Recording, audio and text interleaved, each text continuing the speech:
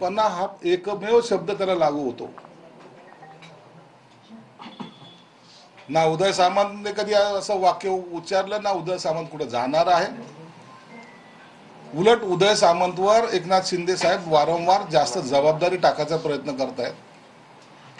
जे 4-5 जण आहेत महत्वाचे ज्यांना मानलं जातं त्यांच्यावर हे वेगवेगळी जबाबदारी शिंदे साहेबांमार्फत टाकले जाते आणि कोणीही आमदार 60 पैकी एकही आमदार शिंदे साहेबाच्या आदेशाविना काम करत नाही, हे मी तुम्हाला स्पष्टपणे सांगतो। म्हणून असे विधान करून उदय सामंतकडे विषय, मग त्या उदय सामंतकडे एक डाऊटफुली नजरेने आम्ही पाहावं असं जर त्यांना काही वाटत असेल तर त्यांचा गोड गैरसमज आहे। उदय सामंत आणि असं आम्ही सर्वजण एक आहोत आणि आमच्यामध्ये कोणतीही दरार नाही आहे आणि टाकायचा कोणी प्रयत्न करू नका। उठाव कसा करायचा हे आमच्याकडून शिका, आमदार कसे सोबत घ्यायचे ते आमच्याकडून शिका, त्याचे आम्ही मास्टर आहोत, गुरु आहोत।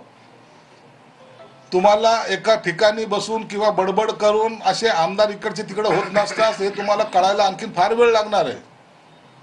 म्हणून असे बेताल वक्तव्य जे करतात त्यांची क्यू येते, फक्त क्यू आणि क्यू हा शब्द त्यांच्यासाठी लागू होतो। संजय राऊत यांच्या या वक्तव्याचं तुम्ही खंडन करताय, मात्र समजा जर तसं खरं असेल की उदय सामंतांचा एक गट आहे आणि त्यांच्यासोबत 20 आमदार आहेत, तर मग असाही प्रश्न उपस्थित होतो की संजय शिरसाट हे कोणते, म्हणजे ते 20 आमदारांमध्ये आहेत? अहो मी सांगितलं ना, उदय सामंतकडे 20 लोकांचा गट नाहीये, 60 लोकांचा गट आहे।